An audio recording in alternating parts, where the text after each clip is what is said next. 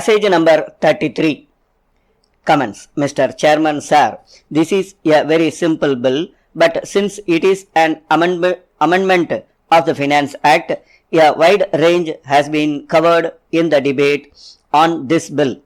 As far as the working of the Income Tax Act is concerned, and as far as improving the administrative structure of the Income Tax Department is concerned, I am sure the honorable members are aware that we had a committee known as the Vanchu Committee, which went into the whole system of income tax and functioning of the Income Tax Department.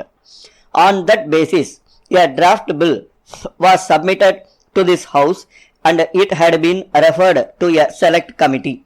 The select committee has submitted its report and that the bill is going to be taken up for consideration in this House in a few days.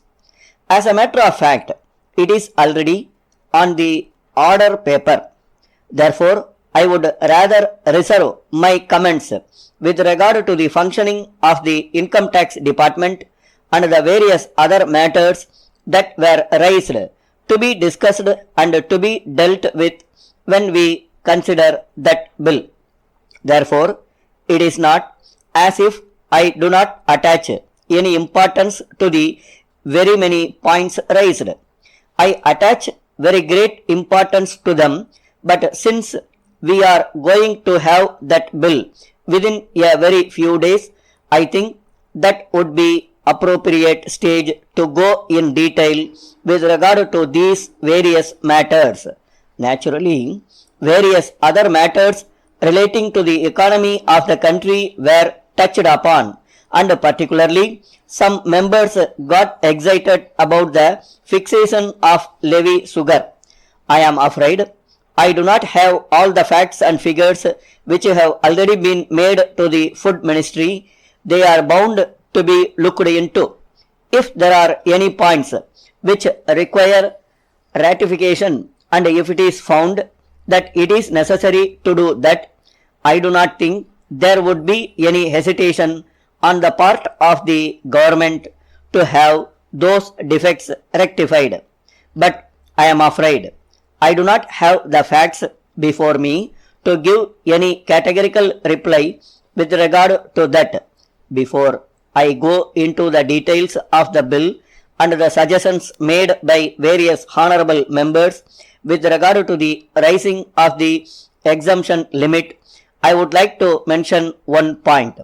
A point was made with regard to the stay orders which are generally obtained with reference to some of the investigations we have taken up. I do agree the orders of the court do come in the way of the investigation, but we have to make necessary amendments in the various statutes for the purpose of avoiding it. This is under the consideration of government, and perhaps we may make suitable amendments, and if it is necessary, even in the Constitution. I am sure, particularly in the investigation of economic offences, stay should be avoided. That is my considered view. That is why I have been emphasizing this aspect, that if it is a question of personal liberty, naturally the judiciary should come forward and give the necessary protection, but with regard to economic offences and particularly when investigations are going on, people rush to the court and get stay and stop the entire investigation. Therefore, in these cases, we have to take care to see that the judicial processes do not come in the way of even investigations going into matters with regard to submission of returns. These matters naturally should go through that process, and in the statute itself we have provided for appeals and then appeal to the High Court and then appeal to the Supreme Court also. Therefore, to get the investigations stopped in between certainly hampers the administration or functioning of the administration. This will have to be looked into. I want to assure the House that this matter is being looked into, and We shall try to see that the judicial process is not abused and taken advantage of by vested interests to get the investigation stayed. With regard to the bill itself, the honorable members coming from the rural areas plead if urbanized people getting salaried income get tax exemption, then what about the poor farmers from when we collect all sorts of taxes? Therefore, unfortunately, we should not become advocates of our own clients. We should have a broader look into the national situation and particularly the large masses of people who are living in the rural areas who are agriculturists. What are their conditions, and under these circumstances, what are they called upon to pay? I am not pleading in respect of large farmers who, in my view, have to pay high levels of taxes.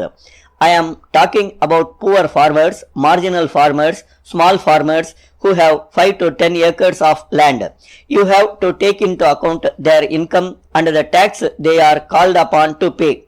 If you take that into account, we are more than generous to this class of people whom we represent and to whom we want to give relief. Stop.